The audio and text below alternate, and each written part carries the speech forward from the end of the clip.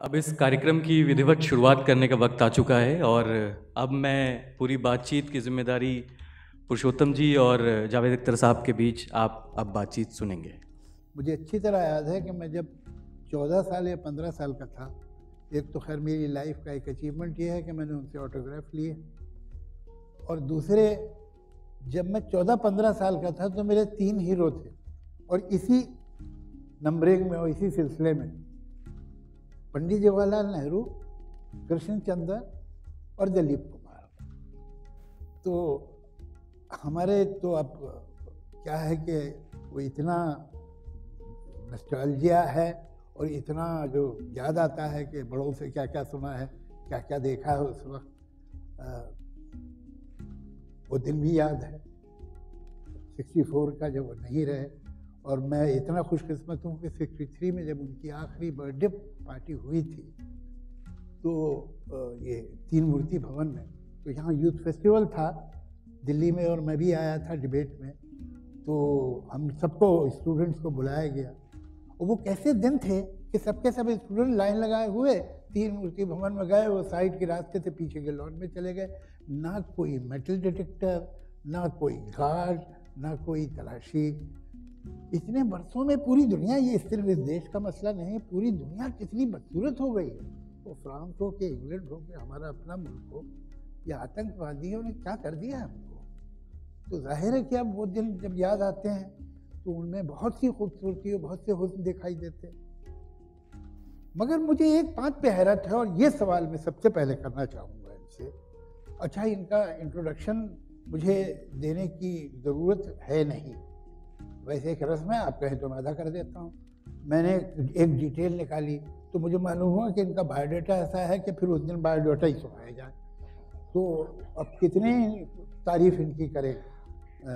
सबसे बड़ी तारीफ़ ये है कि पुरुषोत्तम अग्रवाल तो जवाहरलाल नेहरू से समझिए 52 से लेकर इलेक्शन के बाद और अब तक अगर मैं ठीक से याद रखता हूँ तो कोई 11-12 प्रधानमंत्री हुए हैं। इसमें हम शायद गुलजारी लाल नंदा साहब को भी गिन लेंगे, थोड़ी देर के लिए, थोड़े दिन के लिए ट्रांजिशन में वो हो गए थे। 64 में वो दुनिया छोड़ के गए। इसमें दुनिया कितनी बदल गई, इकोनॉमिकली, सोशली, मॉरली, पॉलिटिकली। कौन सी दुनिया थी, क्या ज़माना था और अब क्या है। तो सवाल ये है कि जवाहरलाल नेहरू जो हैं उनमें ऐसी क्या बात है कि वो ऑब्सोलीट नहीं हो रहे।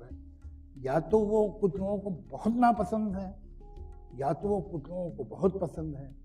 तो उनके अभी तक रेलेवेंट होने का क्या रीज़न है? जावेद साहब, शुक्रिया आपका।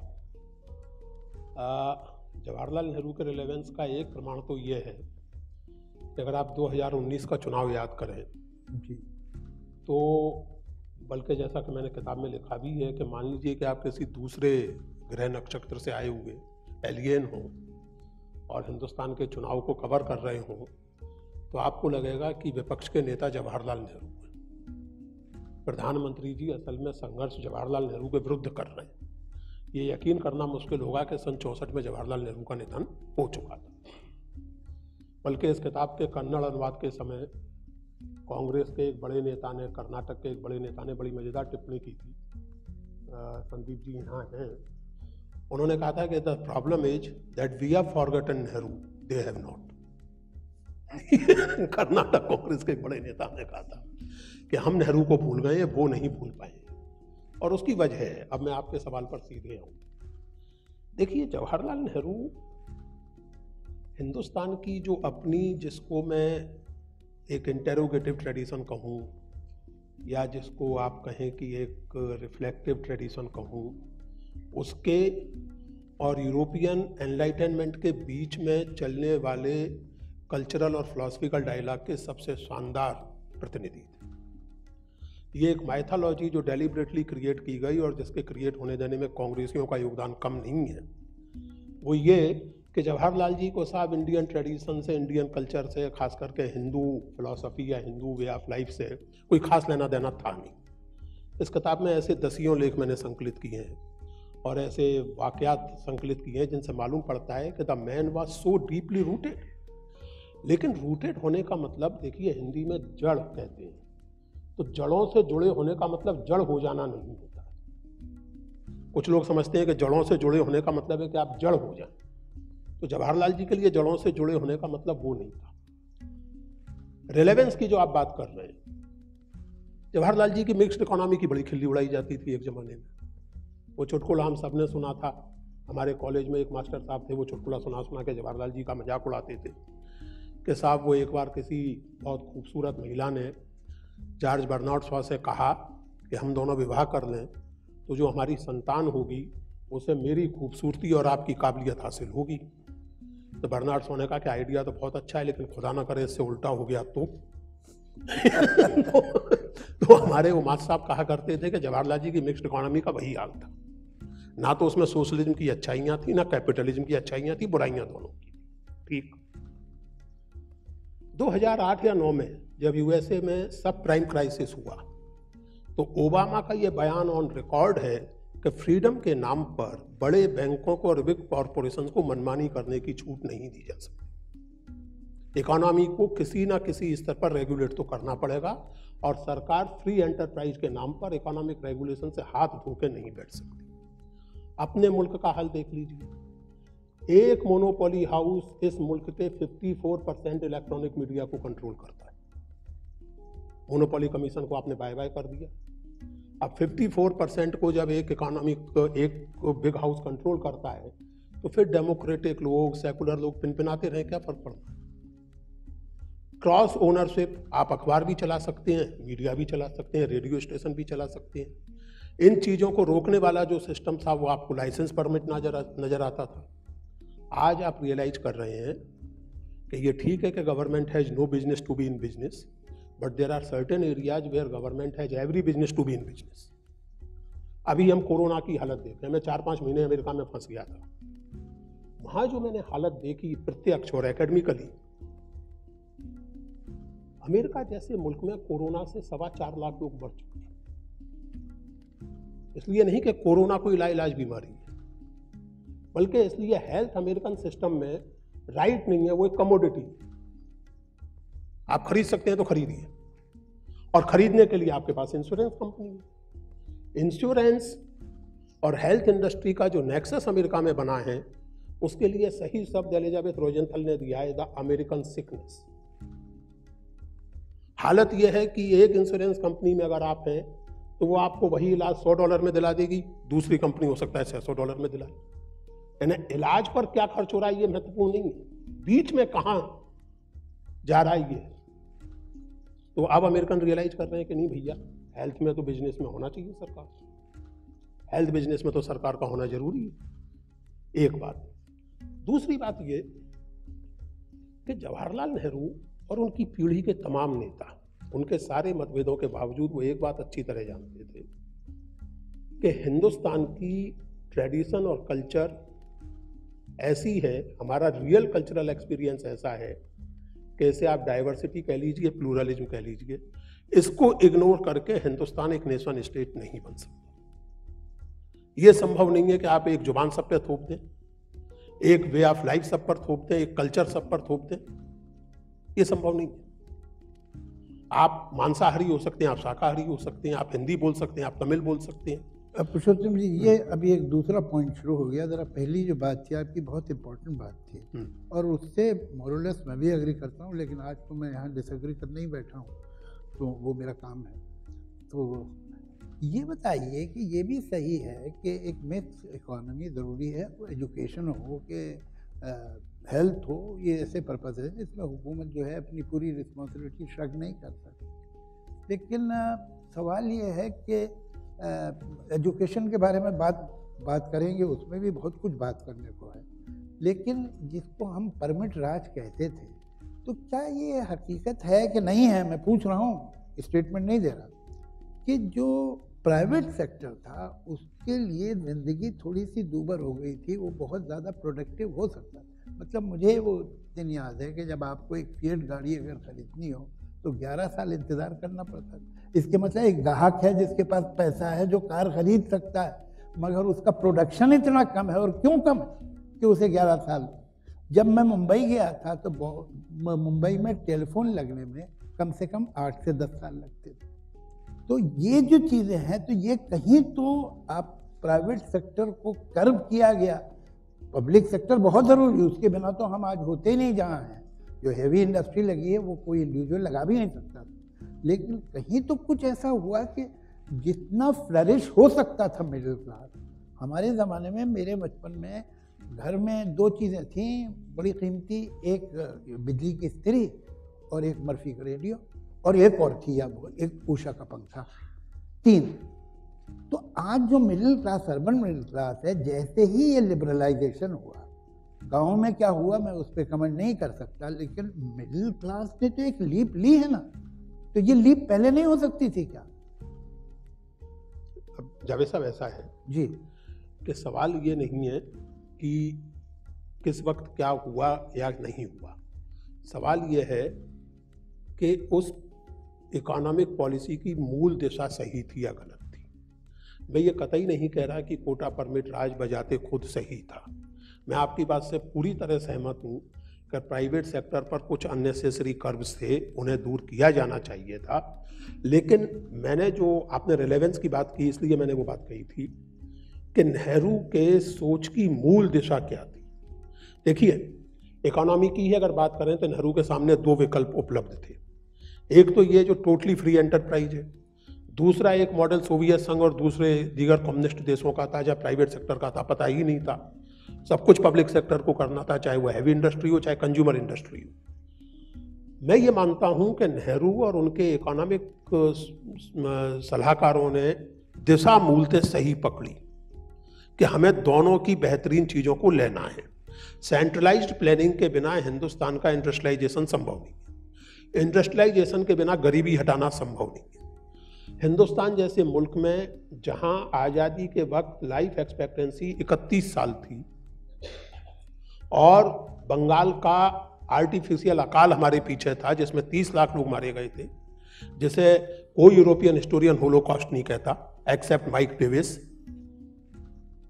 विभाजन जिसमें 10-15 लाख लोग मारे गए थे, इस तरह एक टूटा हुआ खस्ता हाल मुल्क आपको मिला था आज़ादी के वक्त। उसका नवनिर्माण करने के लिए जरूरी था कि आपकी इकोनॉमिक थिंकिंग की दिशा साफ हो, और वो दिशा साफ इस रूप में हुई कि we have to find out a middle वे।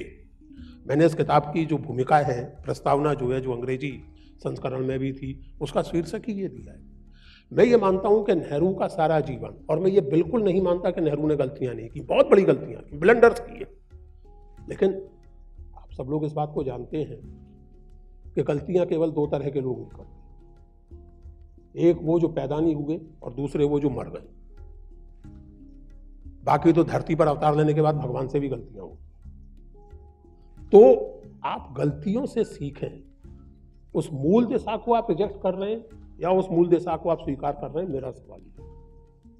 हिंदुस्तान जैसे मुल्क में आज भी आपको मानना पड़ रहा है ना आखिरकार कि there has to be a strong public sector. Private sector बहुत जरूरी है और उसका जो आपने कहा लिबरलाइजेशन बहुत जरूरी था, और वो शायद सन 91 के पहले भी हो सकता था। कंज्यूमर गुड्स के प्रोडक्शन में प्राइवेट सेक्टर को छूट दी जानी चाहिए थी, बहुत जरूरी था। लेकिन यहाँ जावेद साहब एक हिस्टोरिकल फैक्ट ये है कि नेहरू खुद इस लिमिटेशन को सन 59 तक आते आते रियलाइज करने लगे थे। सन 59 में उनके आप इंटरव्यूज देखें, चीफ मिनिस्टर्स को लिखी हुई उनकी चिट्ठियां देखें, उसमें वो रियलाइज करने लगे थे कि प्लानिंग जैसी हम चाहते थे वैसी चल नहीं पा रही। There are bottlenecks, there is corruption, there is incompetence and inefficiency, ये वो रियलाइज कर रहे थे। तो अब सवाल ये है कि उनकी जो सीमाएं थीं या गलतियां थीं, उससे सीखकर उन गलतियों को दूर करते हुए हम बेसिक ओरिएंटेशन वही रखेंगे, या टोटली स्टेट कंट्रोल्ड हो जाएंगे, या टोटली फ्री हो जाएंगे। जावेद साहब, आपसे बेहतर कोई इस बात को नहीं जानता कि आप इतिहास को देखते हैं वर्तमान और भविष्य की दृष्टि से। आप इतिहास से क्या सीखते हैं वो इस पर मुनस्सर करता है कि आप भविष्य कैसा बनाना चाहते हैं। तो if you want to create a democratic, self reliant, self confident Indian nation, तो आपको नेहरू की गलतियों से सीखना होगा। लेकिन मैं ये फर्मली मानता हूँ कि मूल दिशा वही होगी जो नेहरू की थी। वो एक बात है कि जो भी उस वक्त की जो वैल्यूज़ हैं और जो आइडियल्स थे और जो उसूल बने और जो कानून बने, वो सब ऐसे थे कि पढ़ने में, सुनने में, देखने में सब अच्छे लग रहे हैं। और वो उसूल, वो वैल्यू सिस्टम आज भी वैलिड है, उसमें कोई गड़बड़ नहीं है। लेकिन हर बार उसका मिसइंटरप्रिटेशन दिखाई देता है वहाँ पर, अपने उस वक्त में भी, और मिसयूज दिखता है और उसका या यूज़ नहीं दिखता। मिसाल के तौर पे आप एजुकेशन देखिए। एजुकेशन भाई, आज हम यहाँ हैं IIM की वजह से, और ये अपना जो हमारे दूसरे IITs हैं और दूसरे इंस्टीट्यूशन जो बने हैं, ये सही है। लेकिन मुझे कभी कभी ऐसा लगता है कि एक बिल्डिंग बनाई गई 100 माले की और उसमें लिफ्ट भी लगाई गई। वो लिफ्ट थी 80 फ्लोर पे, कि भाई अगर आप 80 फ्लोर तक चढ़ के आ सकते हैं तो फिर आपको लिफ्ट होगी, आराम से चले जाइए ऊपर, हमने सब सहूलतें रखी है। लेकिन 80 फ्लोर तक कैसे आए? कोई कोशिश सीरियस मुझे उस पूरे पीरियड में नहीं दिखती है प्राइमरी और बेसिक एजुकेशन। तो अगर प्राइमरी और बेसिक एजुकेशन ने, हुकूमत ने जो ये बिलीव करती थी कि भाई हमारी कोई रिस्पॉन्सिबिलिटीज है टुवर्ड्स एजुकेशन, तभी तो ये खोले थे उन्होंने IIM IIT।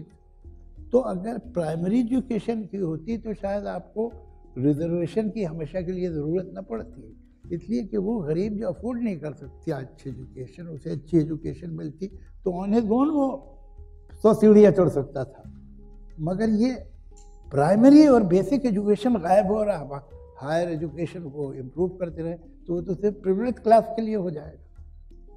ये आप सही कह रहे हैं, मैं इसमें बिल्कुल आपसे सहमत हूँ जी। अगर मुझसे कोई पूछता है, कभी भी कोई बात होती है, तो जब मुझसे पूछा जाता है कि आपके हिसाब से, तो मैं नेहरू की सबसे बड़ी गलती यही मानता हूँ। अच्छा। प्राइमरी और बेसिक एजुकेशन की उपेक्षा, और केवल इस अर्थ में उपेक्षा नहीं कि वो लोगों तक पहुँची या नहीं पहुँची, बल्कि जिन भी लोगों तक पहुँची उसके कंटेंट पर भी बहुत ध्यान नहीं दिया गया। जी। मिसाल के तौर पर नेहरू खुद डिस्कवरी ऑफ इंडिया में लिखते हैं कि ये जो बात कही जाती है कि साहब मीडिया वाले अर्ली मॉडर्न पीरियड के हिंदू समुद्र पार नहीं करते थे, टैबू मानते थे, लेकिन मुझे तो मेरे दोस्तों ने बताया कि अस्त्राखान में हिंदू व्यापारी बसे हुए थे, रसियन सिटी ऑफ अस्त्राखान। हाँ, मैं उसके बारे में लिख चुका हूँ, मैं खुद गया वहाँ, वो आर्काइव्स मैंने देखे।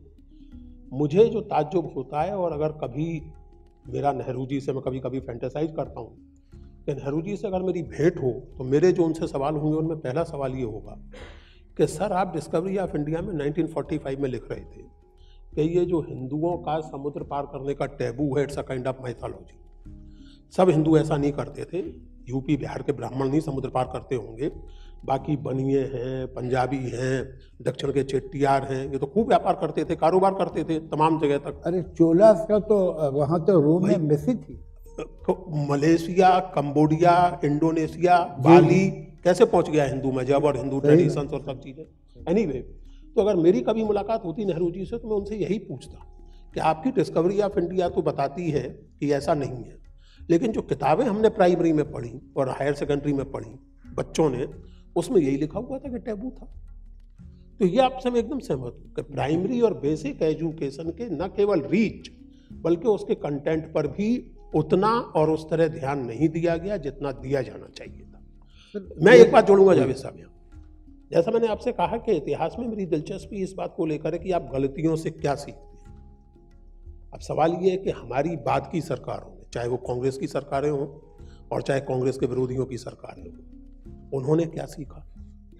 हालत आज ये है, हम और आप जानते हैं कि ऐसा ऑब्सेशन टेक्नोलॉजी और मैनेजमेंट का हुआ है कि लिटरेचर, हिस्ट्री, फिलॉसफी, सोशियोलॉजी को फालतू की चीज़ें मान लिया गया। दिल्ली के बढ़िया कोट अनकोट बढ़िया स्कूलों में 8वीं और 10वीं के बाद लैंग्वेज पढ़ाई नहीं जाती। पढ़ाई भी जाती है लैंग्वेज तो वो लिटरेचर के जरिए नहीं पढ़ाई जाती, वो सेक्रेटरियल कोर्स के जरिए पढ़ाई जाती है। मैंने अपनी अंग्रेजी शेक्सपियर और लॉन्गफेलो के जरिए पढ़ी है, मैंने अपनी हिंदी तुलसीदास और प्रेमचंद के जरिए पढ़ी है।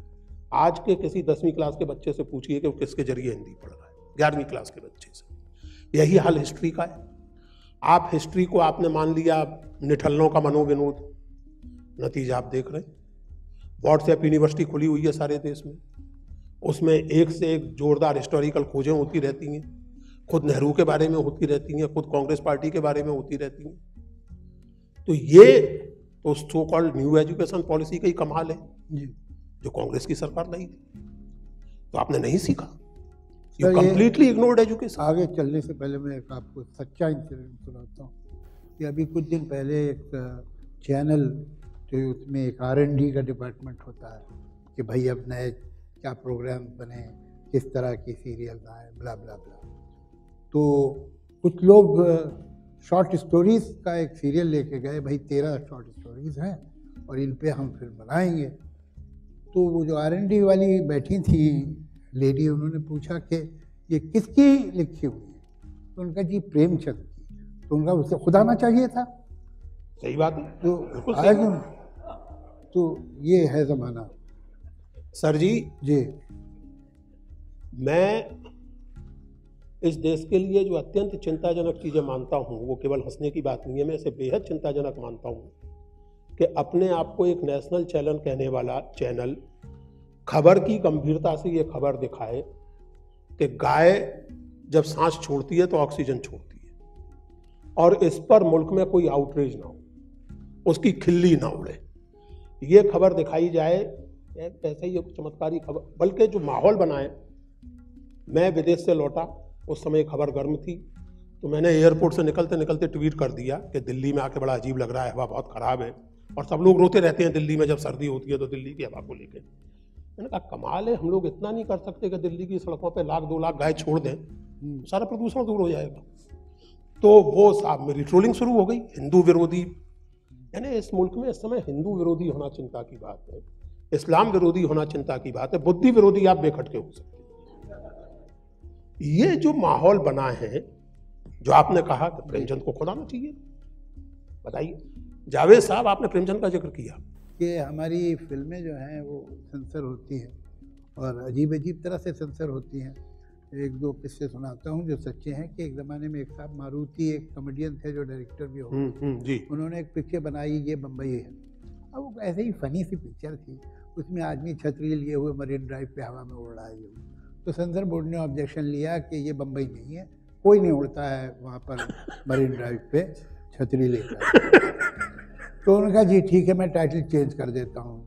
तो उन्होंने चेंज करके कर दिया क्या ये बम्बई है, और उसके बाद वो पिक्चर रिलीज हो गई। तो अब हर चीज़ को सेंसर बहुत गौर से किया जाता है। खैर अब तो इस तरह की तो बेवकूफ़ियाँ नहीं होती, लेकिन सेंसर तो अभी भी है, जिसे हम सर्टिफिकेशन कहते हैं। ये सब कुछ भी अच्छा सा नाम रख लो, बात तो वही है। अब OTT जो है उसके बारे में भी सोचा जा रहा है कि इसे कैसे कंट्रोल किया जाए, उसको कैसे काटे, कैसे रोकें। कमाल ये है कि एजुकेशन का कोई सेंसर नहीं। जो मोस्ट इम्प्रेशनेबल एज है बच्चे की, 6-7 साल की उम्र से 12-14 साल की उम्र तक, यहाँ जो स्कूल्स हैं अलग अलग कम्युनिटीज़ के, अलग अलग रीजन्स के, अलग अलग लैंग्वेजेस के, उसमें क्या पढ़ाया जा रहा है कोई पूछने वाला ही नहीं। कुछ भी पढ़ा दो। इस मुल्क में कुछ 10-12 वर्जन हिस्ट्री के हैं। आप साउथ में जाएंगे तो एक वर्जन मिलेगा, नॉर्थ में जाएंगे तो एक, मदरसे में कोई और है, और ये अपना RSS के उसमें कोई और है। अलग अलग हज़ारों वर्जन हैं। कुछ अंग्रेज दे गए हैं हिस्ट्री आपको, कोई है कि हिस्टोरियन बहुत बड़ा, इसको मुझे उसका नाम नहीं याद आ रहा, वो हिंदुस्तान कभी आया ही नहीं, उसने लंदन में ही बैठ के पूरी हिंदुस्तान की हिस्ट्री लिखी है, जो बड़ी वैलिड मानी जाती है। JS मिल। जी जी जी। तो एक से एक ये जो हमारे यहाँ क्या हिस्ट्री का कॉन्सेप्शन क्या है, क्या उसकी मतलब इस मुल्क की वाकई इतने वर्जन है हिस्ट्री के, क्यों है? जावेद साहब देखिए, ये आप तो बच्चे के माइंड को पॉइजन करते हैं, फिर कहते हैं ये ऐसा कैसे है। तो जो इम्प्रेशनेबल एज है, किसी ने इस तरह की किताबों का, इस तरह के स्कूल की, इस तरह के मदरसों की किताबों को सेंसर किया है, देखा है क्या पढ़ाया जा रहा है? कुछ नहीं। तो और वो पिक्चर सेंसर करते इससे बिगड़ जाएगा आदमी। उसे तो बचपन में बिगाड़ दिया तो फिक्र मत करो, इसके बिगड़ने की जरूरत ही नहीं है। जावेद साहब, असल में थ्योरेटिकली और फिलोसफिकली एजुकेशन का काम होना चाहिए विवेक को बढ़ाना, आपकी डिस्क्रेशन को बढ़ाना, आपकी क्रिटिकल थिंकिंग को बढ़ाना। हमारे यहाँ धीरे धीरे होते होते हालत ये हो गई है कि क्रिटिकल थिंकिंग अपने आप में गुनाह बन गया है। मतलब इतने कोमल भावनाओं का समय है ये। मैं तो एक बात बारंबार कहता हूँ, कभी कभी मुझे लगता है कि जैसे किसी पेरेंट की दो बेटियां हों, एक का नाम है भावना, एक का नाम है बुद्धि। तो वो जैसे होता है कि भावना को कुछ खाने पीने को नहीं दिया गया बचपन से, तो उसकी बेचारी की इम्यूनिटी बहुत कमजोर हो गई है। वो बात बात में बीमार पड़ जाती है, बात बात में आहत हो जाती है। हालत ये हो गई है कि आप कहीं कोई बात कीजिए तो डर लगता है कि कहीं किसी की भावना तो नहीं आहत हो जाएगी। अभी आपने जो कहा, इसी पर कुछ लोगों की भावना आहत हो सकती है कि साहब आपने ये कह दिया कि एजुकेशन के नाम पर। ऐसा एक नेहरू की जो सबसे, जो आप बात कर रहे थे, नेहरू की सबसे बड़ी रिलेवेंसी है कि वो अपने दिमाग में बहुत क्लियर थे कि हमें एक राज्य सत्ता के रूप में या कांग्रेस को एक आंदोलन के रूप में एक क्रिटिकल थिंकिंग से संपन्न समाज बनाने की कोशिश करनी। और इस मामले में वो गांधी जी तक की कठोर आलोचना करने में उन्होंने गुरेज नहीं की। उन्होंने कहा कि गांधी जी इतनी अपनी अंतरात्मा की और आस्था की बात करते हैं कि it becomes difficult to have a dialogue with. तो ये जो सोच है कि आप अपने समाज को एक सोचने वाला, समझने वाला समाज बनाना चाहते हैं या केवल रोबो का समाज बनाना चाहते हैं कि सब पहले से प्रोग्राम्ड हो, उसके हिसाब से सब चलता रहे, किसी को कोई सोचने विचारने की जरूरत नहीं। मान गए, लेकिन सवाल ये है कि इतने जमाने में इस बारे में हुआ क्या? हाँ नहीं, वो तो देखिए ऐसा है, ये इंटेंशन तो हम मान गए, लेकिन क्या ये जो हुआ वो पर्याप्त नहीं हुआ, ये मानने में मुझे कोई संकोच नहीं है। अब देखिए, जैसे हमारा जो कॉन्स्टिट्यूशन है भाई, संविधान जो है आपका, वो उसमें क्यों 71 में आपने भी लिखा है कि भाई 71 में क्या डालने की जरूरत थी? सेकुलरिज्म, वो तो पूरा कॉन्स्टिट्यूशन पहले पेज से आखिरी पेज तक सेकुलर ही है, तो इसमें सोशलिस्ट को सेकुलर लगाने की जरूरत क्या थी? लगा दिया लोगों ने, 70s में लगाया। लेकिन सवाल ये है कि ये जो सेकुलरिज्म जिसकी हम बात करते हैं, ये इम्प्लीमेंट कैसे हुई और कितनी तरह? ये समस्याएं तो है। देखिए, मैं फिर से कहूँ जावेद साहब, समस्याओं, सीधी सी बात है कि नेहरू और उनके बाद अगर देश एग्जैक्टली बिल्कुल सही ढंग से सही दिशा में चला होता तो हमारी बहुत सी समस्याएं आज ना होती। हम आज शायद वो बहुत सारी चिंताएं ना कर रहे होते जो कर रहे हैं। मैं ये कहना चाहता हूँ कि अमल में बहुत दिक्कतें हुई, दिशा में भी डिटेल्स में प्रॉब्लम्स थी और उन पर बात होनी चाहिए, हो सकती है, लेकिन दिशा मूलतः सही थी। एक बात ये। दूसरी बात ये, इस किताब को तैयार करने का जो पर्पज था वो ये, जैसे आपने जो पूछा ना जावेद साहब, मेरे मन में ये सवाल था कि किताब इस तरह की मैं तैयार कर रहा हूं तो क्यों कर रहा हूं जी, कि ये इस तरह की एंथोलॉजी, जिसको एक तरह से अनप्रेसिडेंटेड एंथोलॉजी कह सकते हैं, राजीव भार्गव ने अपने रिव्यू में ये बात नोट भी की थी, ऐसी एंथोलॉजी तैयार करने की क्या जरूरत थी? जरूरत ये थी जावेद साहब कि अगर आप वो वातावरण देखें और वो माहौल देखें जो नेहरू के आसपास बनाया गया है, जिससे लगता है कि वो एक बहुत ही अत्यंत संपन्न परिवार के एंग्लोफाइल, ना उन्हें हिंदुस्तान से मतलब, ना उन्हें अंग्रेजी के अलावा कोई जुबान बोलते बनती थी, ना उन्हें इंडिक ट्रेडिशन से कोई लेना देना था। तो इसलिए अब ये माहौल क्यों नेहरू के ही बारे में क्यों बनाया गया? और नेताओं पर क्यों नहीं इतना फोकस किया गया? गांधी को तो एप्रोप्रिएट कर दिया करने वालों ने, सरदार पटेल को भी कर लिया, नेहरू को एप्रोप्रिएट क्यों नहीं किया? क्यों नेहरू के खिलाफ इतना माहौल बनाया गया? मैं नेहरू के बारे में पिछले करीब 15-17 साल से सोचता पढ़ता रहा हूं। मैं धीरे धीरे इस नतीजे पर पहुंचा कि नेहरू असल में हिंदुस्तान की ट्रेडिशन को मॉडर्नाइज करने की सबसे सिंसियर कोशिश के सिंबल है। और यहां मॉडर्नाइज करने का मतलब यूरोपियनाइज करना नहीं है, वेस्टर्नाइज करना नहीं है। अपनी खुद की जो ट्रेडिशन है, अपनी खुद की जो प्लूरलिटी और कल्चरल एक्सपीरियंस है, उसको वक्त की जरूरत के मुताबिक ह्यूमनिज्म की तरफ, एनलाइटनमेंट की तरफ ले जाने की जो कोशिशें हमारे यहाँ भक्ति आंदोलन के जमाने से चलती रही हैं, नेहरू उन कोशिशों के इस युग में सबसे पावरफुल सिंबल बनते हैं। And that is why he has to be targeted, और that is why he has to be targeted in this particular manner. ये सब बातें दिमाग में चलती रहीं, सोचते रहे। और इस बात को अब देखते देखते 4 साल हो गए। रवि सिंह यहाँ बैठे होंगे शायद, तो एक दिन उनके साथ गप्पे लगते लगते ये तय हुआ कि इस तरह की एक किताब तैयार की जाए जिसका फोकस इस बात पर हो और नेहरू के बारे में दूसरे लोग क्या सोचते हैं, किस तरह सोचते हैं। तो इस तरह ये हुआ। इसका ये मतलब कतई नहीं है, जावेद साहब तो इस बात को जानते हैं, मैं आप दोस्तों से कहना चाहता हूँ, it is not a total defence of Nehru. I am not a Nehru apologist. इस किताब की ही भूमिका में मैंने नेहरू की कुछ चीजों पर बड़ी साफ और कठोर आलोचना की, लेकिन आलोचना एक चीज है, डिसमिसल दूसरी चीज, और डिस्टॉर्शन एकदम तीसरी चीज। आप आलोचना कीजिए। अब वो जावेद साहब एक चेतन भगत नाम के सज्जन है, जो चेतन कम है भगत ज्यादा है, तो वो उन्होंने एक ट्वीट किया 1.5 साल पहले कि smartness lies joining with the winner, something like that. Smartness winner का साथ देने में होती है।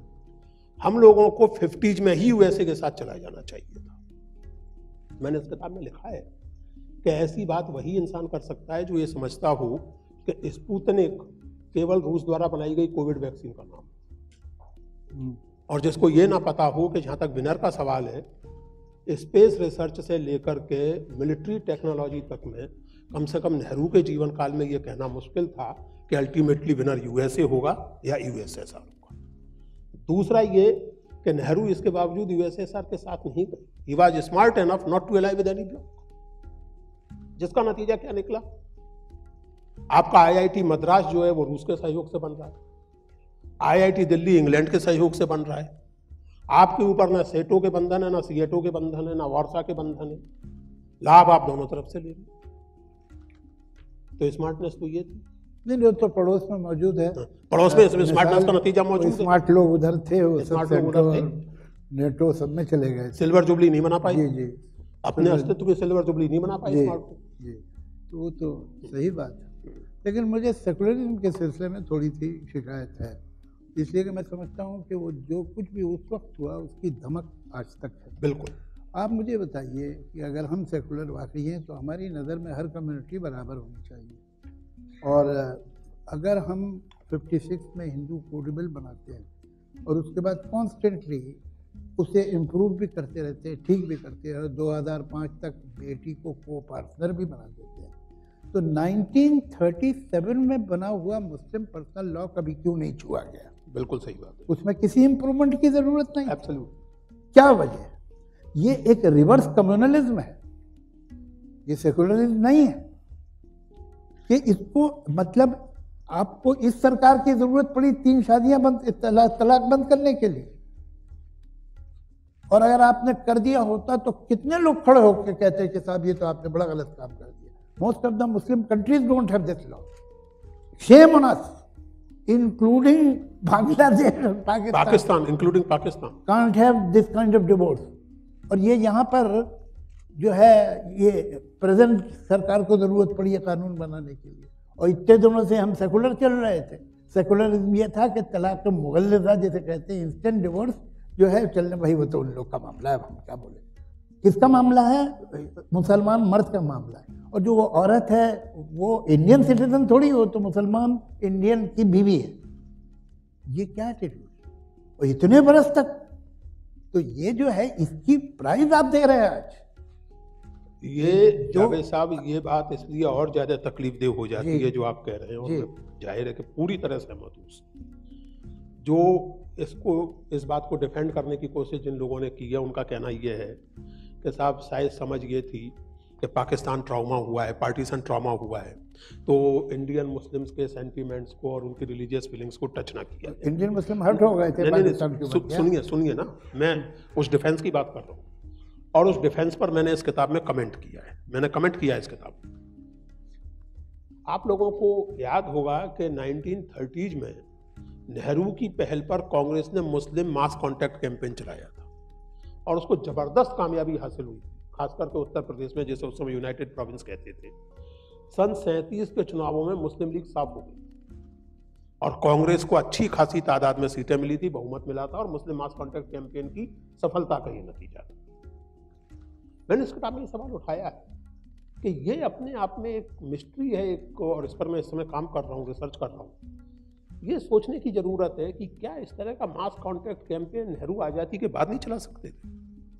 क्या ये मुसलमानों के बीच में बात नहीं ले जाई जा सकती थी कि ये जो ट्रिपल तलाक और इंस्टेंट तलाक और इस तरह की तमाम सारी चीज़ें हैं, ये नहीं चलेंगी एक डेमोक्रेटिक सेटअप में, एक मॉडर्न सेटअप में ये चीज़ें नहीं चलेंगी।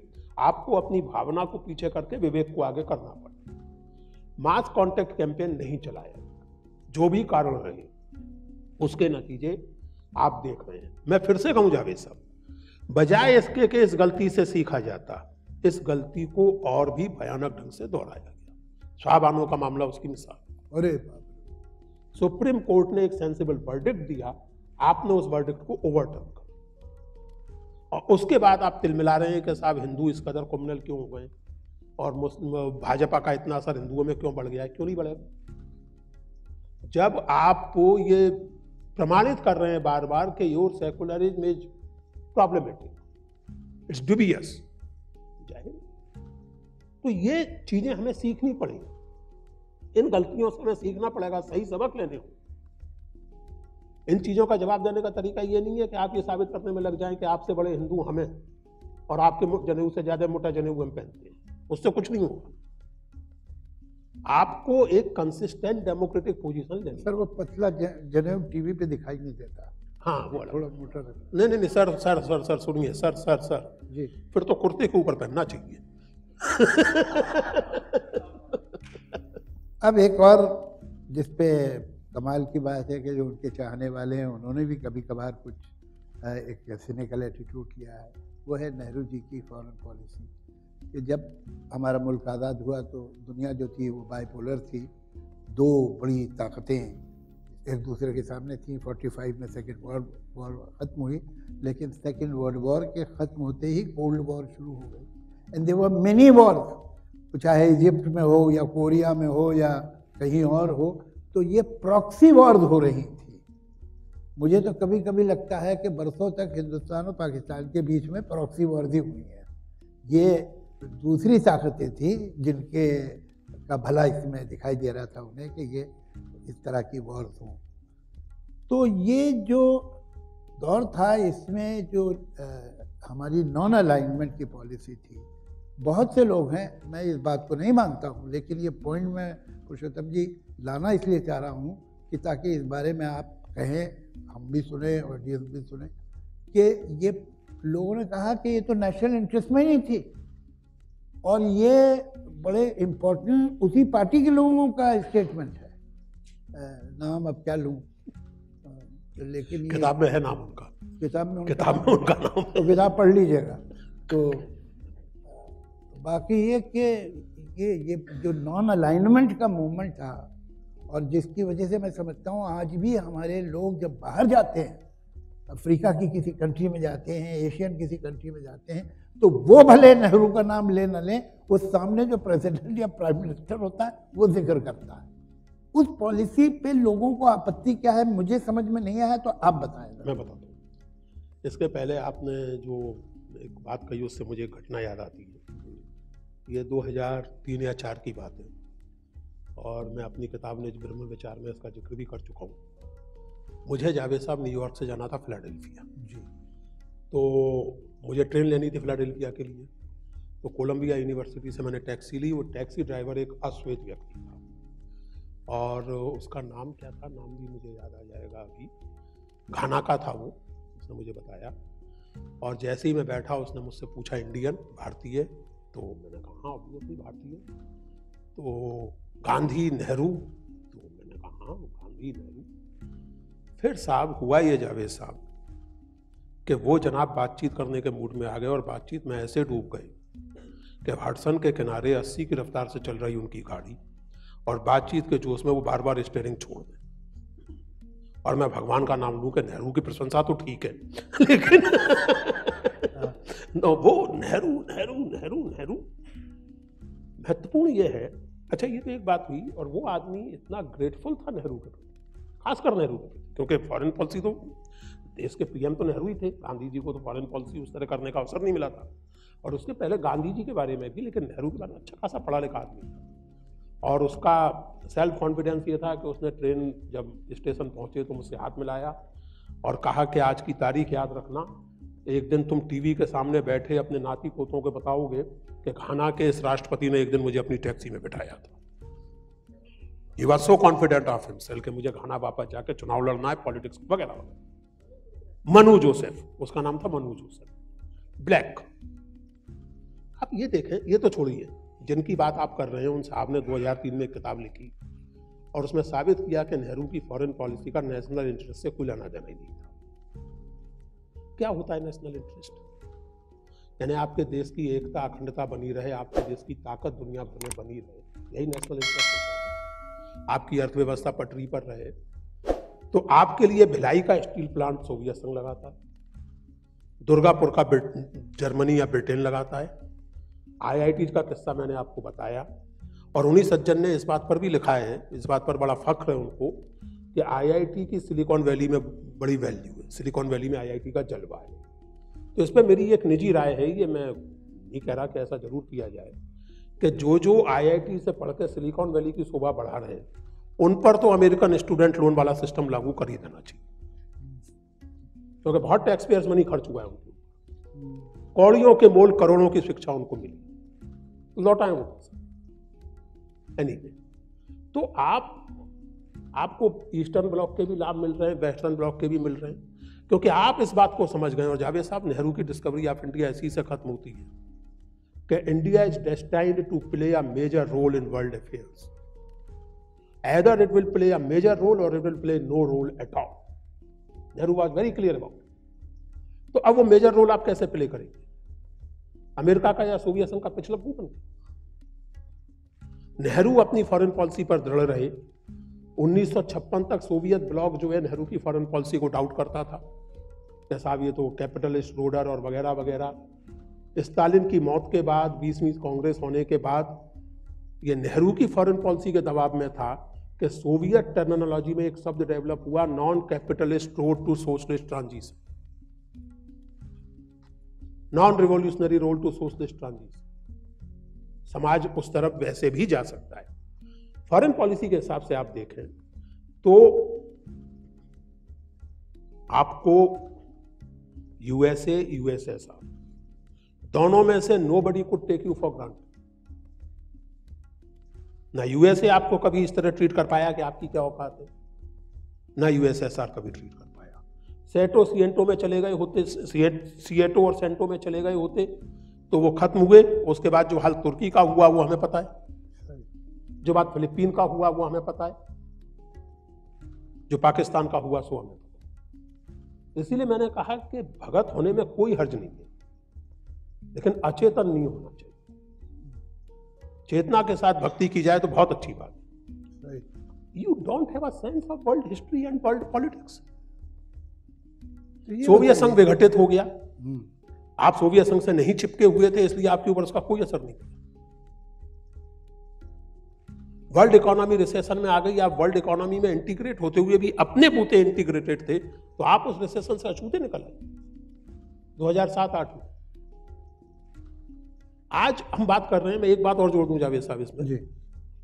कोरोना संकट में हम लोग बैठे हुए हैं, सब मास्क और ये सब, और हिंदुस्तान इस बात पर आज गर्व कर रहा है कि कनाडा जैसा मुल्क हमसे वैक्सीन मांग रहा है। ये सच है कि नॉन वेस्टर्न कंट्रीज में अकेला हिंदुस्तान है जिसने अपनी वैक्सीन तैयार की, और यह भी सच है कि आज भी जेनेरिक ड्रग्स और वैक्सीन में हिंदुस्तान दुनिया का सबसे ज्यादा मैन्युफैक्चर करने वाला मुल्क है। ये 2014 से हो गया है क्या? इसके पीछे आपको तो पता है जावेद साहब, डॉक्टर हमीद की शानदार कहानी जो है, सिप्ला के जो संस्थापक थे, उनके पिताजी उन्हें वकील बनाना चाहते थे, उनकी रुचि केमिकल इंजीनियरिंग में थी, तो उन्होंने कैम्ब्रिज से वकालत की डिग्री ली और बिना पिता को बताए जर्मनी चले गए साइंस पढ़ने। वहाँ से पढ़ा के आए, अपने करने लगे कुछ केमिकल इंजीनियरिंग। नेहरू से मुलाकात हुई, नेहरू ने कहा कि आप फार्मास्यूटिकल और जेनेरिक ड्रग्स पर फोकस कीजिए, वैक्सीन पर फोकस कीजिए, क्योंकि हमारे मुल्क में मलेरिया बहुत फैला हुआ है, मैं वैक्सीनेशन कीजिए। तो वैक्सीन तैयार करने का बुनियादी इंफ्रास्ट्रक्चर, उसका वो पूरा रिसर्च एंड डेवलपमेंट का इंफ्रास्ट्रक्चर एक दूरदर्शी ढंग से बनाया गया सन 60 में, जिसके चलते आप 2020 में ये कह सकते हैं कि साहब कोरोना की वैक्सीन हमसे कनाडा में, जिसके चलते आज आप ये कह सकते हैं कि हम ब्राजील और चाइना और रसिया और साउथ अफ्रीका के साथ बराबर की हैसियत से post cold world, unipolar world में अपना एक ब्लॉक बनाएंगे। लोग जापान से तुलना करते हैं, सुविधा से ये भूलते हुए कि जापान का संविधान 24 घंटे में अमेरिकन जनरल्स ने एक होटल में 24 घंटे में लिख दिया था। और आज भी जापानीज आर्मी केवल सेरेमोनियल रोल प्ले कर सकती है और कुछ नहीं कर सकती।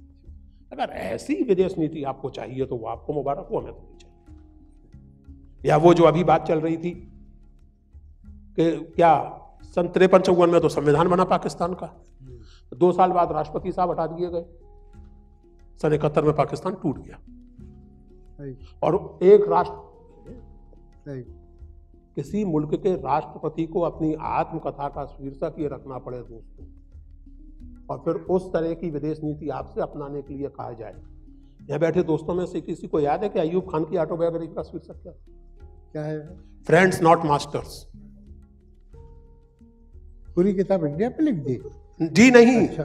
यूएसए के बारे और पाकिस्तान के बारे में कि USA is our friend not our master. पूरी किताब ये साबित करने के लिए लिखी गई। अयूब खान की ऑटोबायोग्राफी का शीर्षक है friends not masters, published in 1965। Sir ये बताइए, तो वैसे ही अगर विदेश नीति सच ये है जैसे कि आपने राइट इन द बिगनिंग कहा, मेरा ये आखिरी सवाल है, उसके बाद तो सवाल यहाँ से आएंगे कि आपने खुद कहा कि कुछ काम नेहरू जी ने बहुत अच्छे किए, कुछ काम ऐसे थे जो अच्छे करना चाहते थे, वो नहीं हो पाए।